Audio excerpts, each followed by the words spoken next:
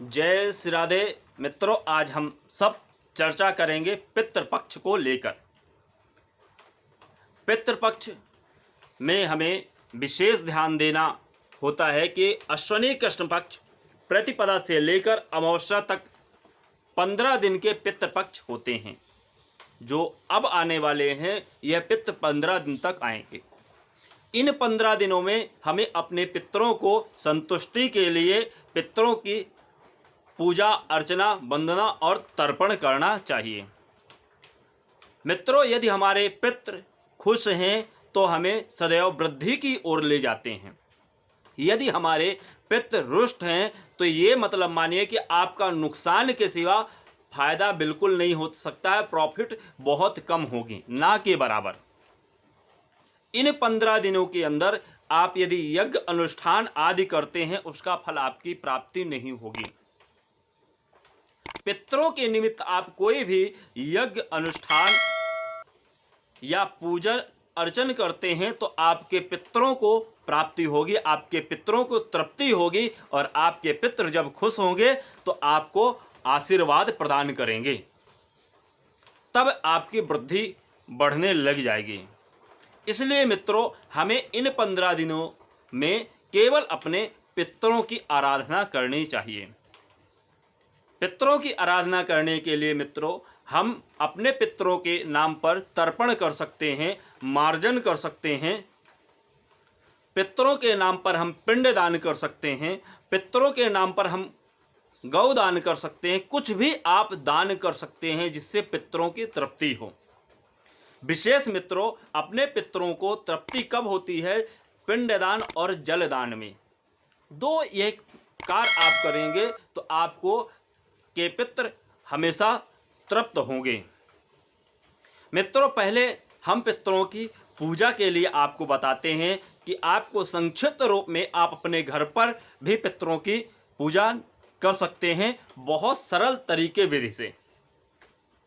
मित्रों, आपको एक जगह पर अपने पितरों की प्रतिमा रखनी है और उस प्रतिमा को किसी अच्छे सफ़ेद वस्त्र को नीचे डाल देना है। उसके बाद आप सफ़ेद वस्त्र का आसन देने के पश्चात अपने पितर की प्रतिमा को रखें। इसके पश्चात पितर का ध्यान करते हुए, हे पितृ देवता आप हम पर कृपा करें, ऐसे कहते हुए पितर को स्नान, चंदन, अक्षत, पुष्प चढ़ाएं। इसके पश्चात आप पितृ तर्पण के लिए तैयार हो जाएं।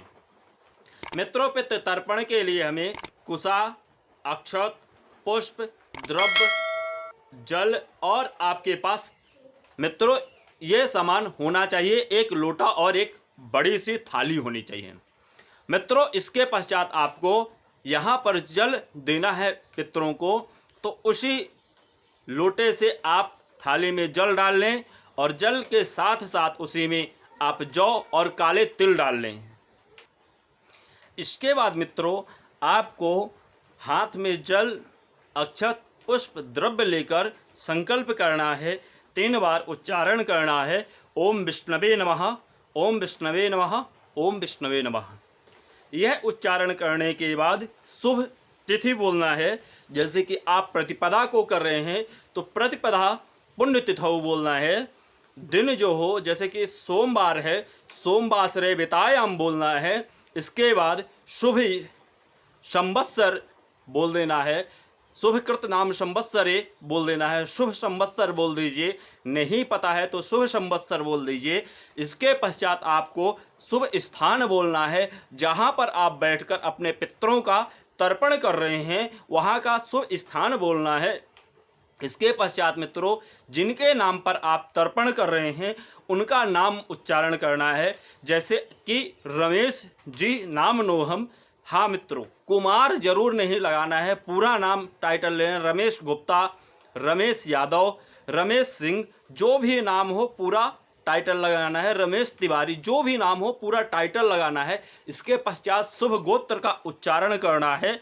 यह उच्चारण करने के पश्चात जिन आपके परदादा नाम है तो परदादा बोलना है। परदादा तर्पण कर्मणः श्री यथाशक्ति यथाभक्ति अनुसारेणा, इतना जरूर बोलना है, यथाशक्ति यथाभक्ति। यदि आप बोलते हैं तो पूर्ण हो जाता है। इसके पश्चात आप उसमें जो आपके पात्र रखा है उसमें जौ, तिल और डालकर दूध और जल डालें। इसके पश्चात आप तर्पण करने के लिए आप अपने हाथ में कुशा ले लें और अपने हाथों से लेकर उल्टे हाथ के अंगूठे की तरफ से आपको पितरों को जल देना है। यह 3 अंजलि जल देना है जिनके नाम से आप कर रहे हैं। जिनका नाम नहीं पता है उनके नाम से भी आप यदि देना चाहते हैं, यदि पुरुष वर्ग हैं तो रुद्र स्वरूप में डालकर आप तर्पण कर सकते हैं। यदि माताएं का नाम आपको नहीं पता है तो देवी गंगा स्वरूपा में नाम लेकर गोत्र आपका वही रहेगा और तर्पण कर सकते हैं। मित्रों, यह पहला तर्पण करने का नियम है। इसके पश्चात आप दूसरा बहुत सरल तरीका एक और है, आप अपने पितरों को तृप्ति दिलाने के लिए कर सकते हैं। मित्रों, इन 15 दिनों के अंदर आप नित्य प्रति वासुदेव भगवान जो पीपल के वृक्ष के स्वरूप में हैं वहाँ पर जाएं और नित्य प्रति पीपल के वृक्ष की पूजा करें और वहाँ पर जाकर तिल जौ मिलाकर अपने पितरों के नाम पर वासुदेव भगवान के चरणों में अर्पण करें। मंत्र का उच्चारण करें ओम नमो भगवते वासुदेवाय। इस मंत्र का उच्चारण कर अपने पितरों को जल दे सकते हैं। दूसरा मंत्र आप उच्चारण कर सकते हैं पितृ गायत्री, सूक्ष्म रूप का जो है उसका उच्चारण कर सकते हैं। ओम सूक्ष्म रूपाय विद्महे विराट रूपाय धीमहि तन्नो पितरः प्रचोदयात्। इस मंत्र का उच्चारण करके आप अपने पितरों को जल दे सकते हैं। यदि मित्रों आप इतना करते हैं तो आपके पितर आप पर बहुत प्रसन्न होंगे और आप पर कृपा दृष्टि बरसाने लग जाएंगे।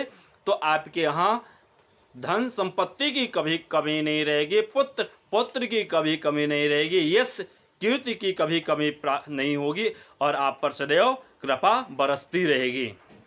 मित्रों, यह 15 दिन में आप किसी भी दिन कर सकते हैं। यदि 15 दिन तक आपको समय नहीं है तो आप किसी भी दिन 2 दिन, 3 दिन, 5 दिन, 7 दिन कर सकते हैं, कोई वर्जित नहीं है।